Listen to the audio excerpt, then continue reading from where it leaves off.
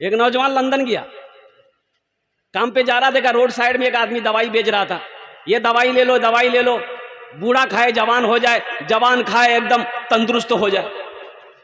ये नौजवान सोचा बहुत अच्छी दवाई है, मेरा अब्बा बूढ़े हो गए हैं, माँ भी बूढ़ी हो गई है, एक डिब्बा लेके भेज देते हैं, अब्बा अम्मी खा लेंगे।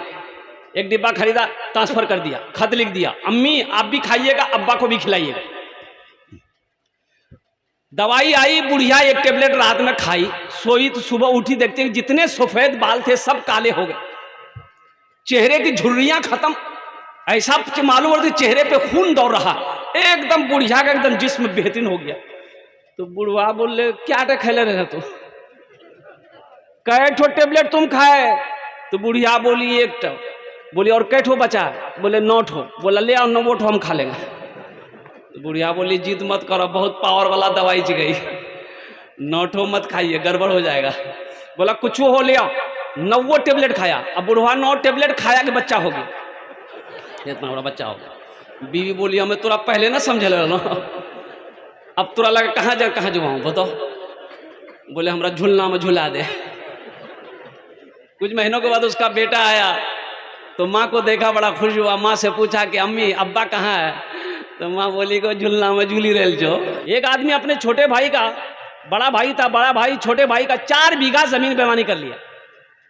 छोटा भाई कमजोर था, रोता रहा लेकिन भाई नहीं सुना, बोला नहीं ये जमीन तुम्हें नहीं मिलेगी। पंच बैठा गया, मुखिया जी समझाया, सरपंच साहब समझाया, प्रधान साहब समझाया, अरे छोटा भाई है जमीन दे दो। बोला हम सबकी बात समझते हैं लेकिन हम जमीन नहीं देंगे। तो समझा कहां से?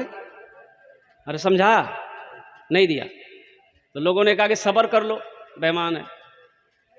अब वो हज का महीना आया, हज की तैयारी में लग गया बड़ा भाई कि हज करेंगे। सारी तैयारियां मुकम्मल, जिस दिन जाने लगा हज में तो उस इलाके के बहुत बड़े आलिम थे, सोचे हजरत से दुआ ले ले। आलिम साहब को सारा वाकया पता था कि 1 नंबर का बेईमान है, भाई का 4 बीघा जमीन बेईमानी किया। तो हजरत से जब मिला, मुलाकात करने गया तो हजरत ने कहा कहाँ जा रहा है? बोला कि माँ पता नहीं आपको, हम हज में जा रहे हैं। बोला पीछे का मामलात? बोला कौन मामलात, हम तो फिट फाट है। तो हजरत ने कहा कि अपने भाई का जो 4 बीघा जमीन बेईमानी किया है, बोला अल्लाह हजरत उसी को तो माफ कराने हम जा रहे हैं, माफ हो जाएगा? अरे बोलो ना भाई, माफ हो जाएगा?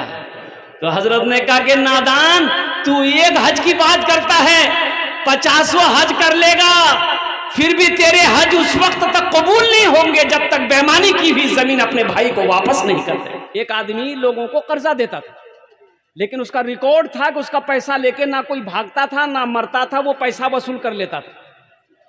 और उसी इलाके में एक ऐसा आदमी था जो कर्जा लेता था, उसका भी रिकॉर्ड था कि जिससे लेता था उसको देता ही नहीं था, दोनों टकरा गया। बोला हजूर हमको 5000 चाहिए। बोला ले जाओ। कब देगा? बोला 1 महीना बाद। बोला ठीक है लेके चले आना, जब रूल मालूम है ना पैसा रिटर्न करना। बोला हम पैसा रिटर्न कर देंगे। तो उसकी बीवी बोली कि कौन आदमी से टक्कर ले रहे हैं आप, बहुत खतरनाक आदमी, उसका पैसा रिटर्न कर दिए। बीवी से बोला तुम चुपचाप रहो, हम अपना रिकॉर्ड नहीं तोड़ेंगे, उसका रिकॉर्ड है तो मेरा भी रिकॉर्ड है। महीना हुआ पैसा नहीं मिला, सिपाही को भेजा, बोला कि बोले काहे ने पैसा दिया? बोला बस 3 दिन के मोहलत दीजिए, 3 दिन बाद दे देंगे।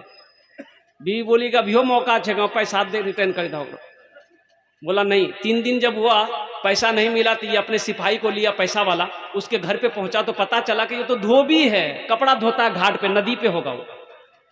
चल गया, बस्ती से बाहर निकला तो उसकी बीवी देख ली कि घोड़ा में बैठ के वो पैसा ही वाला आ रहा। शौहर को बोला कि अब खैरियत नहीं, वो देखिए आ रहा है। बोला तुम चुपचाप रहो, जान दे देंगे लेकिन रिकॉर्ड नहीं तोड़ेंगे।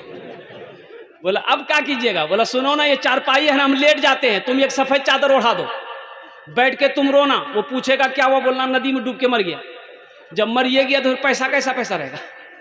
बीवी रोने लगी तो आगे पूछा भाई क्या हुआ? बोला मालिक बहुत बेवाह भाग लो, जब यह बच्चा छोटा छोटा बच्चा हमारा यतीम हो गया, अब हम जिंदगी कैसे गुजारेंगे? कपड़ा धोने गया, पैर फिसल गया, गहरा पानी में चला गया, डूब के मर गया। जिसका पैसा तो अपने सिपाही से बोला कि भाई ये तो मर गया, मेरा रिकॉर्ड टूट जाएगा, मेरा पैसा लेकर आज तक कोई मरा नहीं है, तो ऐसा करो हम अपना रिकॉर्ड नहीं तोड़ेंगे, अस्तूरा निकालो, इसका बदन का चमड़ी खींच लो, और वो चरपाई में सुन रहा था। सिपाही निकाला अस्तूरा, चारपाई के पास पहुंचा, चादर जब उठाया ना उठ के बैठ गया। बोला नहीं मालिक हमरो रिकॉर्ड टूट गए, हम पैसा रिटर्न कर देंगे। एक राजा बड़ा सखी था, लेकिन उसके अपोजिट उसकी बीवी बड़ी बखीला कंजूस थी, बीवी कंजूस थी। लेकिन ये बेचारे बीवी के डर से कभी कभी दब जाता बादशाह। एक मछुआरा आया मछली लेकर, बोला बादशाह सलामत, आज जाल डाले थे नदी में, एक बहुत अच्छी मछली फंसी, तो हम सोचे कि आपको दिया। तो बादशाह बोला बहुत अच्छा है, रखो, बहुत अच्छी मछली है। तो अपने खजांची से बोला कि 200 दिरहम इसको इनाम दे दो। तो मछुआरा को 200 दिरहम दे दिया। उसकी बीवी जल भुन गई कि आपका दिमाग खराब हो गया है, एक छोटी सी मछली लाया, 200 दिरहम काहे दे दिया उसको, उससे वापस कीजिए। तो बादशाह बोला कि अल्लाह के बंदी, हम बादशाह हैं, दिया हुआ चीज़ हम कैसे वापस ले। बोला नहीं सुनिए, एक आइडिया है पैसा वापस लेने का। बोला क्या आइडिया है? तो बीवी बोली कि उससे पूछिए कि ये मछली नर है कि मादा है। अगर वो बोले कि नर है तो आप बोलिए कि नहीं हमको मादा मछली चाहिए, पैसा रिटर्न करो, मछली के जाओ। अगर वो बोले कि नहीं मादा है तो आप बोलिएगा हमको नर मछली चाहिए। आप बोले कि अगर नर है तो हमको मादा मछली चाहिए, पैसा रिटर्न हो जाएगा। बादशाह मजबूर हो गया बीवी के आगे। मछली वाला के बोला इधर आओ, ये मछली नर है कि मादा है? तो मछली वाला भी बड़ा होशियार था, वो बोला कि हुजूर ना ये मछली नर है ना ये मादा है, बीच की मछली है, और आपके लिए नर मादा हम लाएंगे, बीच की मछली लाए हैं, बड़े ढूंढ के लाए हैं। तो बादशाह और खुश हो गया, बोला 200 दिरहम और दे दो। बीवी बोली ला हम वापस करने के चक्कर में 200 और दे दिया। तो वो मछली वाला जाने लगा ना, रास्ते में वो सिक्का गिरा हुआ था, वो उठा के जेब में रख लिया, सिक्का गिरा हुआ था। बीवी बोली कि बहुत अच्छा मौका है, वो देखिए वो चोर भी है, वो कुछ चोरा के पॉकेट में रखा है, उसको वापस कीजिए, पैसा लीजिए और उसको सजा दीजिए। तो बादशाह बोला अच्छा ठीक है, इधर। वो आया, बोला क्या उठाया है? बोला हुजूर ये वो सिक्का है जिस पर आपकी तस्वीर छपी है, आपका फोटो है। रास्ते में गिर गया तो कोई पैर दे देता तो बेअदबी ना होती, इसलिए उठाकर चूम के हम पॉकेट में रख लिए। बादशाह बोला बहुत अच्छा, 200 दिरहम और इनाम दो। एक बीवी को पता चल गया कि मेरा शौहर निकाह करने वाला है, दूसरी शादी करने वाला है, दूसरा निकाह करने वाला। बीवी को पता चल गया कि कल जुमा है, कल ये निकाह पड़ेगा। बोला अच्छा ठीक। रात में बनाई खाना, मिलाई नींद की टेबलेट और खिला दी अपने शौहर को। 3 दिन तक सोया रह गया। तो जब ये उठा ना, उठ के बाथरूम में गया, वॉशरूम में गया, फ्रेश होकर आके कपड़ा पहनने लगा। तो बीवी बोली कि कहाँ का इरादा है? बोला जुमा पढ़ने जा रहे हैं, जुमेरात के दिन सोया था वो। बोला जुमा पढ़ने जा रहे हैं। तो बीवी बोली आज जुमा नहीं जगह, आज इतवार है, आप 3 दिन तक सोते रहे हैं। और सुनने में आया कि आप इरादा किए निकाह का, इरादा तर्क कर दीजिए, अभी 3 दिन सुलाए हैं, इरादा तर्क नहीं कीजिएगा ना, ऐसी टेबलेट खिलाएंगे कयामत में उठिएगा आप। बोले नहीं कर वो भी हाथ। इसी हिंदुस्तान का एक लड़का, वो शादी किया, एक बाप का इकलौता बेटा, बाप का इकलौता बेटा शादी किया, और कुर्बान जब शादी करने के कुछ महीनों बाद सऊदी अरब चला गया कमाने के लिए। अच्छा वहां से जब वो वापस आया तो उनकी बीवी ने बोली कि मेरे सरताज अब मेरी तबीयत यहाँ नहीं लगती है, आपके माँ बाप के साथ मैं रह नहीं पाती हूँ, ऐसा करे आप सऊदी अरब में रहते हैं, आप बैरूने मुल्क रहते हैं, आप जाएंगे तो आपके साथ मैं भी जाऊंगा। ये लड़का बीवी का आशिक था, बात मान गया। जब ये खबर मां को पहुंची कि मेरा बेटा मेरी बहू को लेके जाएगा, तो मां तड़प उठी, बेटे से कहने लगी बेटा एक तो तू बाहर रहता है, अब तेरी बीवी भी चली जाएगी बेटा, तो हम लोग की खिदमत कौन करेगा? तेरा बाप बूढ़ा, मैं भी बूढ़ी। तो बताया गया कि ये लड़का अपनी बीवी की बात पे आ गया, अपनी बीवी को साथ लिया, सऊदी अरब चला गया, हर साल हज करे। 14 साल का अरसा गुजर गया। कितने अरसा गुजरे बोलो भाई? 14 साल का अरसा गुजर गया। इन 14 सालों में 14 हज किया। खाने काबा के पास बैठकर ज़ारो कतार रो रहा था। तवाफे काबा करने के बाद ज़ारो कतार रो रहा है, तो किसी बुजुर्ग ने पीछे से हाथ कंधे पे रखी, पलट कर देखा कि एक अल्लाह वाले, तो अल्लाह वाले ने पूछा कि बेटा कौन ऐसा गुनाह किया है जो इस कतर ज़ारो कतार रो रहा है? और नौजवान की हिचकियां बन गई, कहा कि ए अल्लाह वाले, ये मेरा 14वां हज है, जब भी मैं हज करने आता हूं ऐसा लगता है मेरे दिल पे किसी ने ताला लगा दिया।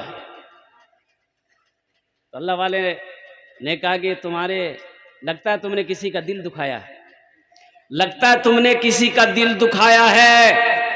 तुम्हारी माँ है, बाप है? ये नौजवान कहने लगा कि हजरत, माँ बाप को देखे हुए 14 साल का अरसा गुजर गया, पता नहीं वो किस हाल में है, मुझे खबर नहीं है। तो फिर उस बुजुर्ग ने कहा कि फिर ये खाने काबा में बैठकर क्या कर रहा है? जा उठ, अपने माँ बाप के कदमों में जाकर उसे मना ले, अगर वो राजी हो गए तो अल्लाह तेरे दिल के ताले को खोल देगा। ये नौजवान आनंद फानन में टिकट बनाया, हिंदुस्तान आया। जब अपने गांव पहुंचने के करीब हुआ तो 14 साल का अरसा हो गया था। तो पहले फूस के घर, टाली के घर, टीन का घर, लेकिन अब देख रहे बिल्डिंग ही बिल्डिंग है। तो अपना घर पहचान में नहीं है। देख बूढ़े मियाँ बैठकर गांव से बाहर बैठकर घास काट रहे थे। रुक कर ठहर कर बूढ़े मियाँ से पूछा कि बूढ़े मियाँ, ए चचा, अपना अब्बा का नाम लिया कि अब्दुल्ला साहब का घर कौन सा है? तो बूढ़े मियाँ गौर से देखा नौजवान को, बोला बेटा अब्दुल्ला मियाँ वो तो अब इस दुनिया में नहीं रहे।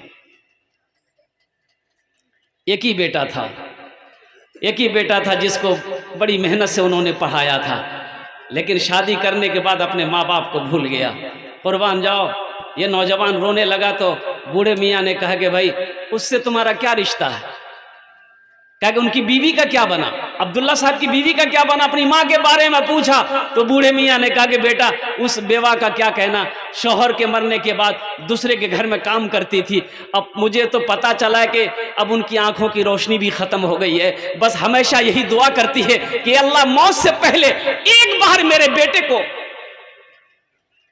मैं अपनी नजरों से देखूं, अल्लाह एक बार मेरे बेटे को दिखा देना। कि वो दुआ करती है, ना जाने उसका बदनसीब बेटा, बदबख्त बेटा कहाँ चला गया पता नहीं। ये नौजवान ज़ारो क़तार रोने लगा। घर बता दिया कि इस बिल्डिंग के बाद जो झोपड़ी आएगी वही घर उसका है। ये नौजवान दबे कदमों से अपने आंगन में जब कदम रखा तो एक आवाज़ आई, नहीफ सी कमज़ोर सी आवाज़ आई, मेरे आंगन में कौन आया है, कौन है? ये नौजवान डरते डरते रोते हुए कहने लगा कि माँ तेरा बेटा आया है। कुर्बान जाओ, इतना सुनना था। माँ सोई हुई थी, बड़ी मुश्किल से उठकर बैठी। माँ कहती है कि बेटा बहुत देर कर दी तुमने, मेरे करीब आ जाओ, मेरी आंखों में रोशनी तो नहीं है कि तुझे देख पाऊं, मेरे करीब आ जाओ, सीने से लग जाओ ताकि मेरे दिल को ठंडक मिल जाए कि मेरा बेटा लौट कर आ गया। मत पूछो रातों को मैं भी कैसे कैसे सोता हूँ, जब जब माँ की याद सताए चुपके रोता हूँ, चुपके रोता हूँ। है दर माँ के चरणों में तन मन धन कुर्बान है, जो माँ की ममता ना समझे वो कितना नादान है, वो कितना नादान है। वक़दा रब्बुका अल्ला ताबुदू इल्ला इय्याहु व बिल वालिदैनि हिसाना इम्मा यबलुगन्ना इंदकल किबरा अहदुहुमा औ किलाहुमा फला तकुल लहुमा उफ़्फिन वला तनहरहुमा व कुल लहुमा क़ौलन करीमा वख़्फ़िज़ लहुमा जनाह ज़ुल्लि मिनर रहमति व क़ुल रब्बिरहमहुमा कमा रब्बियानी सग़ीरा। कुरान पढ़ो, सूरे बनी इस्राइल की रुकू नंबर 2 है, पढ़ो तो सही, कुरान पढ़िए तो सही। अल्लाह ने क्या हुक्म दिया है, अल्लाह का क्या हकाम है, अल्लाह का क्या फरमान है, अल्लाह का क्या इरशाद है माँ बाप के साथ। ऐ लोगों, मेरे साथ किसी को शरीक ना बनाना, अपने माँ बाप के साथ अच्छा सलूक करना। अल्लाह कहता है मेरे साथ किसी को शरीक ना बनाना, अपने माँ बाप के साथ अच्छा सलूक करना। और सुनो, जब वो दोनों बुढ़ापे को पहुँच जाएं, उन्हें झिड़कना नहीं, उन्हें उफ तक ना कहना, उनके लिए शफकत का बाजू बिछा देना और दुआ करना, रब्बिरहमहुमा कमा रब्बियानी सगीरा। ऐ मेरे रब, मेरे माँ बाप पर रहम फरमा, जिस तरीके से उन्होंने मुझे बचपन में पाला पोसा बड़ा किया। इंशाअल्लाह नौजवानों, माँ बाप की खिदमत करोगे, कितने लोग तैयार इंशाल्लाह? उठाओ हाथ। और एक बात याद रखना, जो अपने माँ बाप के साथ जैसा करेगा उसका बेटा भी उसके साथ वैसा ही करेगा। एक बेटा माँ बाप से किसी बात पे झगड़ा हुआ, वो बेटा बाप का कॉलर पकड़ा, कॉलर पकड़ के घसीटने लगा, घर से घसीट कर वो सारे में लाया, वो सारे से घसीट कर आंगन तक लाया, आंगन से दरवाजे तक ले गया। तो बाप रोते हुए कहता कि बेटा बस कर, यहीं तक, रुक जा, यहीं तक। तो बेटा रुक गया। तो बाप ने कहा कि बेटा जानते हो, मैंने भी अपने बाप को घसीट कर यहीं तक लाया था, इसी जगह तक हम भी अपने बाप को खींच कर लाए थे, घसीट कर लाए थे। आज उसका बदला तुमने अदा कर दिया, इसका फल मुझे मिल गया है। इसलिए नौजवानों, एक बात याद रखना, जो अपने माँ बाप के साथ नेकी करोगे, तुम्हारी औलाद भी तुम्हारे साथ नेक सलूक करेगी। आज तुम अपने माँ बाप को सताओगे, ये लिख लो, पत्थर की दीवारों पे लिख लो, कल हो करके तुम्हारा बेटा भी जब तक वैसा करेगा नहीं, तुम्हारी मौत नहीं आ सकती। जब तक भोगोगे नहीं तब तक मर नहीं सकते। तो इंशाल्लाह माँ बाप से मोहब्बत है तो इंशाल्लाह माँ बाप के नाम पर कुछ करोगे? अब भाई करोगे? अरे बोलिए ना भाई, करेंगे इंशाल्लाह। अल्हम्दुलिल्लाह, मदरसे का जलसा है। इस मदरसे के अंदर में माँ बाप के नाम पर इसाल और सवाब की नीयत करने वाला बहुत सारे सखी यहाँ पर बैठे हुए हैं। मैं मोहब्बत देखना चाहता हूँ, माँ बाप की मोहब्बत कितनी है। अल्हम्दुलिल्लाह, हम ज्यादा नहीं, आपसे आपनार जन्य আমি 10टे दुआ করব। কত दुआ করব বলুন তো? अरे बोलून ना, কত दुआ করব? 10 दुआ करेंगे और यहाँ जो दुआ होगी कबूल होगी इंशाअल्लाह। अल्लाह का कुरान कह रहा है, वक़ाला रब्बुकुम उदूनी अस्तजिब लकुम। मेरा अल्लाह कहता है, मेरा बंदा तुम मुझे पुकारो, मैं तेरी दुआ को कबूल करूंगा। मेरा बंदा तुम मुझे याद करो, मैं तेरी दुआ को कबूल करूंगा। ये मेरे रब का कौल है, फरमान है। यहाँ जेखाने जेटी दुआ होबे कबूल होबे, जेटी दुआ होबे मकबूल होबे। ऐसी वैसी दुआ नहीं होगी। एक बुढ़िया रास्ते में गिर गई, एक नौजवान मोटरसाइकिल लेके जा रहा था, देखा कि बुढ़िया गिर गई है, उठाया, दोनों हाथ पकड़ के बुढ़िया को उठाया। हे दादी उठ, दादी उठ उठ उठ उठ। तो बुढ़िया उठी। बुढ़िया बोलिए, बेटा जितना जल्दी तुम हमको उठाया है, हम उतना हम भी दुआ करते हैं, अल्लाह उतना जल्दी तुमको भी उठा ले। बहुत सारे हमारे भाई बैठे हुए हैं, ये मदरसे का जलसा है। 35 बच्चों की दस्तारबंदी है। कितने बच्चों की दस्तारबंदी बोलिए? 35 बच्चों की दस्तारबंदी है। एक बच्चे को हाफिज कुरान बनाने के लिए कुर्बान जाओ, कम से कम 10,000 रुपया खर्चा है। कम से कम यहाँ पर भाई 35 आदमी नहीं, कम से कम 10 आदमी तैयार हो जाए इंशाअल्लाह। अपने माँ बाप के नाम से एक एक बच्चे को हाफिज कुरान बनाओ कि आज अल्लाह ने दौलत दिया है, माल दिया है, दिल दिया है। इंशाअल्लाह हम अपनी माँ से बेइंतहा मोहब्बत करते हैं, हम अपने बाप से बेइंतहा मोहब्बत करते हैं। या अल्लाह, मेरे पास और कुछ तो नहीं है, लेकिन इंशाअल्लाह अपने माँ बाप के नाम पर एक बच्चे को हाफिज कुरान बनाएंगे। नियत कर लिया तुमने, इंशाअल्लाह अल्लाह तेरे माँ बाप की कब्र में सवाब अता फरमाता रहेगा। मैंने पहले कह दिया था, मेरा अल्लाह किसी का कर्जा नहीं रखता है, मेरा अल्लाह किसी का एहसान नहीं रखता है कोई ऐसा पहला सखी इंशाअल्लाह जिसका नाम पहले फहरिस्त में आ जाए, 10,000 रुपए इंशाअल्लाह लिखाने वाला, अपने माँ बाप की सालो सवाब की नीयत से इस मदरसे के अंदर बताओ। ए पहला नौजवान यहाँ आ जाइए, मुसाफा कीजिए, आइए। ए पहला नौजवान, नारे तकबीर। वाह भाई वाह, हजरत बैठ जाइए, लिखिए, नाम लिखिए, अब मोबाइल नंबर भी लिखिएगा, बात करने में अच्छा रहेगा। अच्छा देखिएगा, नकद है नकद दे दीजिए, नकद नहीं है नाम लिखा दीजिए। ये दूसरा ऑप्शन हुआ।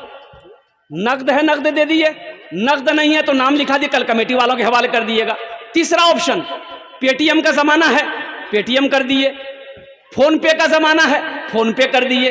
गूगल पे का जमाना है, गूगल पे कर दिए। खाली आप देने के लिए तैयार होइए, यहाँ लेने के लिए तैयार है तो आप देने के लिए तैयार होइएगा तब ना लेंगे भाई।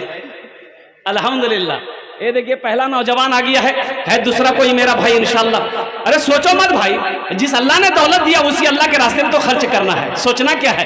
मेरा अल्लाह कहता है कि मेरे रास्ते में खर्च करो, हम तुम्हें और देते रहेंगे, अगर तुम रोक लोगे तो हम भी रोक लेंगे। है दूसरा नौजवान है इंशाअल्लाह। मुझे 10 आदमी चाहिए, इतना बड़ा मजमा है। ये खगड़िया की सरजमीन है, सखी लोगों का इलाका है, फैयाज लोगों का इलाका है, दानी लोगों का इलाका है कोई नौजवान इंशाअल्लाह। दूसरे नंबर पे इंशाअल्लाह भाई दूसरा सखी है। सोचते क्या हो, एक बात याद रखना, जो अल्लाह के रास्ते में खर्च नहीं करता, अल्लाह उसको डॉक्टर के यहाँ भेज देता है। कहाँ भेजता बोलिए? डॉक्टर के यहाँ, और डॉक्टर उसको अल्लाह के यहाँ भेज देता है, बोला जाओ झमेले खत्म हो गया। दूसरा नौजवान है भाई 10,000 वाला इंशाल्लाह। ये पहला नौजवान दुआ करा लो इंशाल्लाह, ये खाने दुआ करें ना वो इंशाल्लाह, अपना मार जन्य अपना बाबार जन्य दुआ करें ना इंशाल्लाह। আমি আপনার মায়ের জন্য দোয়া করব, ছেলের জন্য দোয়া করব, আপনার জন্য দোয়া করব, আপনার বাড়ির জন্য দোয়া করব, আপনার কারোবারের জন্য দোয়া করব ইনশাআল্লাহ, আপনার বাবার জন্য দোয়া করব, আপনার মার জন্য দোয়া করব ইনশাআল্লাহ। 10,000 টাকা কোনো বেশি रकम नहीं, अल्हम्दुलिल्लाह। है दूसरा कोई नौजवान भाई, अभी देखिए ना ये सरजमीन खगड़िया की सरजमीन है, 10 आदमी तो यूं हो जाएंगे पता नहीं चलेगा इंशाअल्लाह, मुझे अल्लाह की जात पे उम्मीद है। दूसरा कोई सखी खड़ा होगा इंशाअल्लाह, कोई ठेकेदार हो, कोई ए देखिए वाह, नारे तकबीर। अब ये दो नौजवान हो गए, एक शेर सुना दें भाई, सुना दें। अभी जिंदा है तेरी माँ, अभी जिंदा है तेरी माँ, अभी जिंदा है तेरी माँ, अपनी जन्नत बना लो ना, अभी जिंदा है तेरी माँ, अपनी जन्नत बना लो ना, बना लो बना लो, अपनी जन्नत बना लो ना, अपनी जन्नत बना लो ना। इल्मो हुनर खरीद ली, शोहरत खरीद ली, हर आफियत खरीद ली, बरकत खरीद ली। एक शब जो माँ के पाँव दबा कर मैं सो गया, एक शब जो माँ के पाँव दबा कर मैं सो गया, देखा जो ख्वाब में मैंने जन्नत खरीद ली, अभी जिंदा है तेरी माँ, अपनी जन्नत बना लो ना, बना लो, अपनी जन्नत बना लो ना, अभी जिंदा है तेरी माँ। है तीसरा नौजवान है कोई भाई, अब सोचिए मत, ये अल्लाह ये दो नौजवानों ने अल्हम्दुलिल्लाह 10-10 हज़ार रुपये के एक बच्चे का खर्च उठाया। अल्लाह इन दोनों के ताउन को, दान को कबूल फरमा। अल्लाह इनकी उम्र में, सेहत में, ज़िंदगी में, ईमान मामल में, खेत में, खलियान में, कारोबार में, बिजनेस में बरकत अता फरमा। अल्लाह दोनों के वालिदैन को जन्नतुल फिरदौस में आला सला मकाम अता फरमा दे, आमीन बोले अल्हम्दुलिल्लाह। भाई तीसरा कोई नौजवान है, मुझे 10 आदमी चाहिए इंशाअल्लाह, और मुझे अल्लाह की ज़ात पे उम्मीद है, आगे से लेकर पीछे तक, दाएं से लेकर बाएं तक, ये जम्मे गफीर ये मजमा है, खगड़िया की सरजमीन है, चोरली की सरजमीन है इंशाअल्लाह। एक से एक पैसा वाला, दिल वाला यहाँ पर बैठा है। अभी देखिएगा तीसरा कोई नौजवान खड़ा हो जाएगा इंशाअल्लाह। है कोई तीसरा नौजवान, कोई ठेकेदार साहब है, कोई ठेकेदार साहब, कोई मास्टर साहब, कोई प्रोफेसर साहब, कोई इंजीनियर साहब इंशाअल्लाह तीसरे नंबर पे 10,000 वाले इंशाअल्लाह। है कोई भाई बड़ी तेजी के साथ, कोई इधर से भी कोई नौजवान, आगे से लेकर पीछे तक, दाएं से लेकर बाएं तक इंशाअल्लाह तीसरे नंबर पे 10,000 रुपये देने वाला इंशाअल्लाह। एक कोई अल्लाह का शेर खड़े हो जाओ। मदरसा जामिया इस्लामिया में ताउन करने वाला, एक बच्चे को अपना पैसा खिलाकर हाफिज कुरान बनाने वाला। और कुर्बान जाओ, उड़ीसा के एक जलसे में थे, 50,000 का मजमा था, कॉन्फ्रेंस था मेरे भाई। मौलाना वली रहमतुल्लाह अलैह, अल्लाह उनके दर्जात को बुलंद फरमाया, आमीन बोले अल्हम्दुलिल्लाह। है खानका मुंगेर हजरत ने फरमाया कि उड़ीसा के गयूर मुसलमानों, हर घर में कम से कम एक हाफिज कुरान होना चाहिए, हर घर में कम से कम एक हाफिज कुरान होना चाहिए। अरे जन्नत में ले जाने वाला कोई ना कोई तो होना चाहिए। एक हाफिज कुरान 10 आदमी को जन्नत में लेकर जाएगा। कितने को लेकर जाएगा? एक वकील साहब कितने को लेकर जाएगा? वकील साहब देखिए नामुकम्मल है, 9 कमरे नामुकम्मल है। कौन बनाएगा इसको? कौन बनाएगा? मोदी आएगा बनाने के लिए? सोचिए इसको बनाएगा कौन? आप ही ना बनाइएगा, हम लोग मिलकर ना बनाएंगे इस कमरों को, इन मदरसे को कौन बनाएगा? अल्लाह ने आपको माल दिया, दौलत दिया, आप क्या समझ लिए वो आप ही के लिए खाली, उसमें और किसी का हक नहीं है। आप जो खेती में, खेत में जो अनाज उगाते हैं, गन्ना हो, धान हो, गेहूं हो, मक्का हो, जो भी है, तो आप क्या समझते वो सब आप ही का है और किसी का नहीं है। भाई और किसी का है कि नहीं है? जलवा फरमा है मेरे मुस्तफा मदीने में, मुस्तफा मदीने में, जलवा फरमा है मेरे मुस्तफा मदीने में, मुस्तफा मदीने में, जलवा फरमा है मेरे, जलवा फरमा है मेरे मुस्तफा मदीने में, जलवा फरमा है मेरे मुस्तफा मदीने में, जलवा फरमा है मेरे मुस्तफा मदीने में, मुस्तफा मदीने में, आमिना का रहता है अरे लाडला मदीने में, आमिना का रहता है लाडला। माशाल्लाह बोनी भाग लो। लेकिन अल्लाह का करम है ये नया नोट है, तो जलसे में तो नया नोट मिलता कहाँ। जो नोट कहे न चलता हूँ वो जलसा में चली तो।